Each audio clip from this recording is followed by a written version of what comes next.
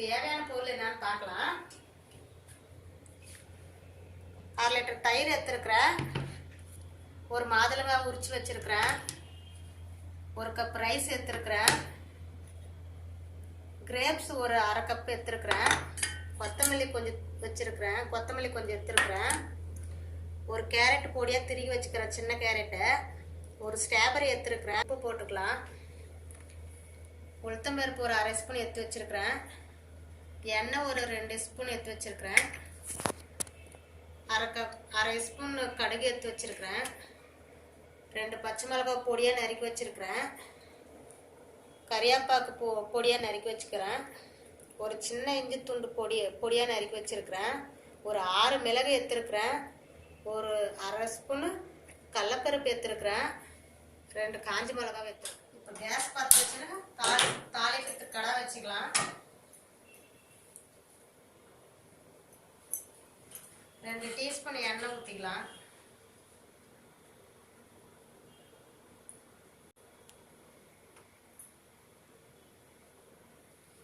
எண்ணெய் காஞ்சிச்சு கடுகு போட்டுக்கலாம்.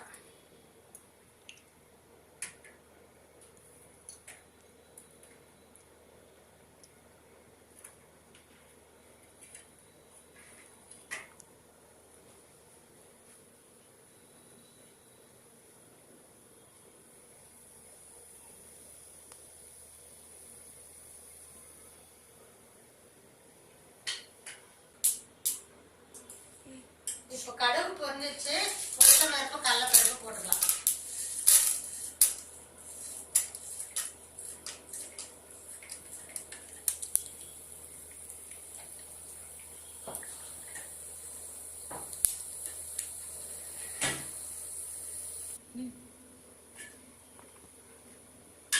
இப்போ உளுத்தம்பருப்பு கடலப்பருப்பு போட்டா இப்போ பச்சை மிளகாய் போட்டுக்கலாம்.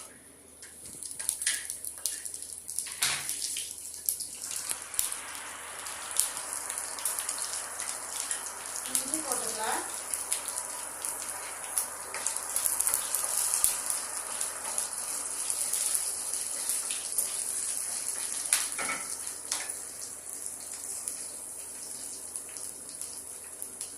ஒரு 6 மிளகு எடுத்து வச்சுக்கிறோம், அந்த 6 மிளகு போட்டுக்கலாம். காஞ்ச மிளகாய் போட்டுக்கலாம். கறியாப்பாக்கு போட்டுக்கலாம்.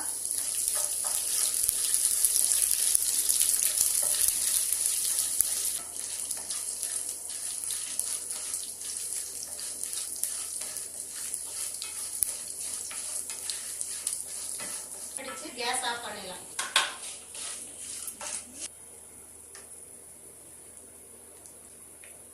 இப்போ இந்த 1 கப் ரைஸ் எடுத்து வச்சுக்கிறோம், அந்த ரைஸ் சேர்த்துக்கலாம்.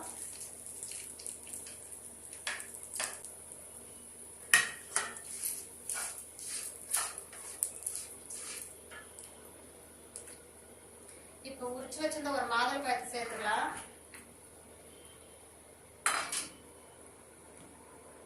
தயிர் 1/2 லிட்டர் எடுத்து வச்சிருந்த தயிர் சேர்த்துக்கலாம்.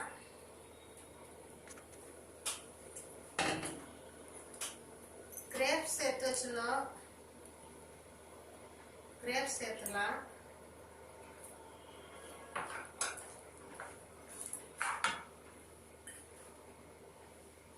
கேரட் துருவி வச்சிருந்தோம், அந்த கேரட் போட்டுக்கலாம்.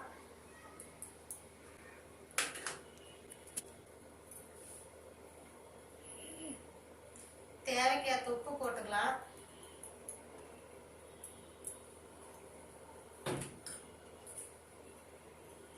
நம்ம பொரிய நடிக்க வச்சிருந்தோம், அந்த கொத்தமல்லி போட்டுக்கலாம்.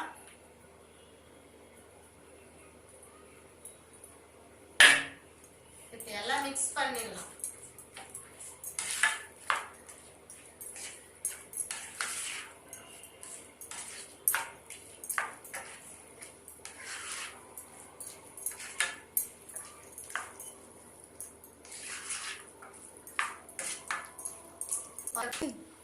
இப்போ தயிர் சாதம் ரெடி ஆயிடுச்சு. பவுலுக்கு மாத்திக்க போறேன். இப்போ நான்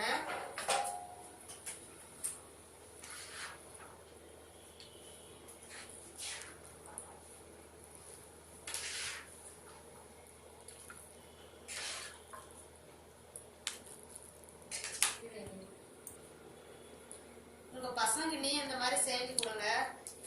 நீங்களும் செஞ்சு சாப்பிடுங்க. நீங்களும் இந்த மாதிரி தயிர் சாதம் செஞ்சு சாப்பிடுங்க. இந்த வீடியோ உங்களுக்கு பிடிச்சிருந்தா லைக் பண்ணுங்க, ஷேர் பண்ணுங்க, கமெண்ட் பண்ணுங்க. மறக்காம பக்கத்துல உள்ள பெல் பட்டனை கிளிக் பண்ணிடுங்க.